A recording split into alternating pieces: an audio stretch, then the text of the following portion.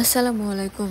আজকে আমি আপনাদের সাথে শেয়ার করব সকালবেলা আমার আর নিহানের আসলে কীভাবে কাটে। ঘুম থেকে ওঠার পরে আমরা দুজন ফ্রেশ হই, তারপর আমি চুলায় ডিম সিদ্ধ করতে দেই, আর এর ফাঁকে একটা গ্লাসে পানি নিয়ে ওভেনে কুসুম গরম করতে দেই। জাস্ট 30 সেকেন্ড আমি গরম করে নিব। আর এরপরে আমি নিহানকে ডেকে নিয়ে এসে ওকে 1 চামচ মধু খাওয়াবো, আমি খাবো, তারপর কুসুম কুসুম গরম পানি খাবো। আর যেদিন ওর মন মেজাজ ভালো থাকে সেদিন 2-1টা কালো জিরা খাবে, আর যেদিন মন মেজাজ ভালো থাকে না সেদিন দিলেও খাবে না। তো সেদিন আমি ওকে অন্য উপায়ে খাওয়াই, খাবারের মধ্যে মিক্স করে খাওয়াই।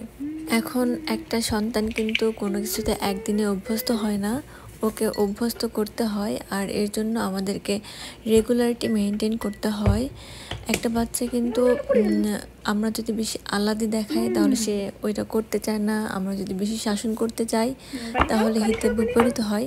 এজন্য আমাদের সব দিক মাথায় রেখে সন্তানের সাথে এমনভাবে আচরণ করতে হয় যে আমি আসলে কিছুই বুঝি না, ও সব বোঝে।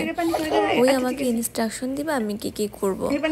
এরকম করলে আসলে হয় কি, ওর ভিতরে একটা দায়িত্ববোধ বা দায়িত্বশীলতা চলে আসে এবং ও আরেকজনকে গাইড করতে শেখে। আমি সবসময় এটাই করি, যখন ও আমার কথা শুনতে চায় না তখন আমি ওর সামনে এমন একটা আচরণ করি যে আমি আসলে দুনিয়ার কোনো কিছুই বুঝি না, ওই সব কিছু বোঝে এবং ওই আমাকে বলে দিবে এরপরে আমার কি করতে হবে। তো এখন আমি ওকে 2টা বিস্কিট দিব, এর সাথে তরমুজ আর ডিম দিব।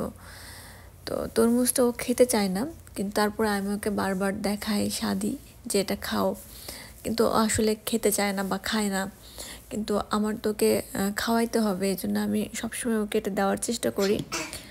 এভাবে দিতে দিতে ও একসময় খাবে। আর এই না খাওয়া থেকেই একটা সময় ওর খাওয়ার উপরে একটা রুচি চলে আসবে যে এটা তো আমাকে বারবার দিচ্ছে, আমি একটু খেয়ে দেখি, একবার মুখে দিই, 2বার মুখে দিই, এভাবে ও খাওয়া শিখবে। সো এই জন্য আমি কি করি, ও যে জিনিসটা খায় না সেই জিনিসটা আমি ওকে জোর না করে বারবার দেই, এতে ওর খাওয়ার উপর একটা রুচি চলে আসে।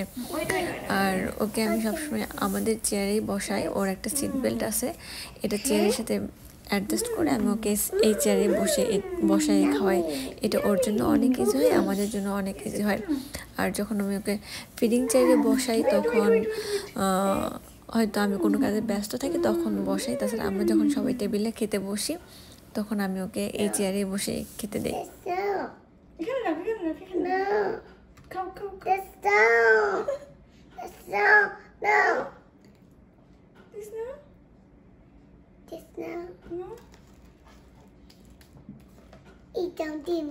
ডিম এখানে। One more ডিম। Bread? No? Cookies.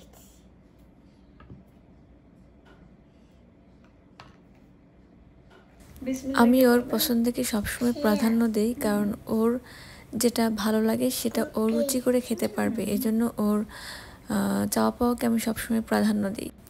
আমি ওর সাথে ওর মতো আচরণ করি, তার প্রধান কারণ হচ্ছে ও যাতে আমাকে ওর সবচেয়ে ভালো বন্ধু ভাবে, ওর সব কিছু ও আমার সাথে শেয়ার করতে পারে, ওর ভালো লাগা খারাপ লাগা সবটাই যেন ও আমার সাথে শেয়ার করতে পারে, এই জন্যই আমি ওর সাথে এরকম আচরণ করি। আমি যখন আমার সন্তানের এভাবে টেক কেয়ার করি তখন খুব বাবা মার কথা মনে হয়, আমার ছোটোবেলাগুলো কতটাই না মধুর ছিল, আমি চাইলেও আমার ছোটোবেলায় আর ফিরে যেতে পারবো না। এই জন্যই আমি আমার সন্তানের সাথে এমনভাবে মিশি যাতে ওর ছোটোবেলা ওর কাছে অনেক মধুর হয়, আর ছোটোবেলাটা খুব দ্রুত চলে যায়, আমরা চাইলেও আর ফিরে পাবো না। আমি চাই আমার সন্তানের ছোটোবেলাটা অনেক দিন থাকুক, শেষ না হোক। কিছু মানুষ আছে তারা সবসময় বলে সন্তানকে বেশি আদর করলে সন্তান মাথায় উঠে বসবে, বড় হলে কথা শুনবে, কিন্তু আমি এই কথাটা বিশ্বাস করি না। আমি যদি আমার সন্তানের আত্মবিশ্বাসের জায়গাটা অর্জন করতে পারি তাহলে আমার সন্তান আমার কাছে সব কিছু শেয়ার করবে। সুতরাং ওর ভুল করার পসিবিলিটি থাকতেই পারে না। হ্যাঁ, ভুল মানুষ করবে, সেটাকে আমার সঠিক পথ দেখাইতে হবে, তাহলেই আমার সন্তান ভালো হবে। ভুল থেকে সংশোধন করার পথ অনেক, কিন্তু ভুল থেকে ভুল করার পথ খুব কম। এজন্য সবসময় সন্তানের সাথে এমনভাবে মিশতে হবে যে সন্তান ভুল করতে হলেও যেন বাবা মার কাছে শেয়ার করে যে আমি এই ভুলটা করতে চাই। হাজার ব্যস্ততার মাঝেও আমি চাই আমার সন্তানের সাথে প্রত্যেক দিন সকালে নাস্তা করতে, আমার খুব ভালো লাগে যেদিন আমি আমার সন্তানের সাথে নাস্তা করি না, আমার কাছে সেদিন থেকে খুব মরা মরা লাগে। ভালো থাকুক প্রতিটা দিন প্রতিটা সন্তান।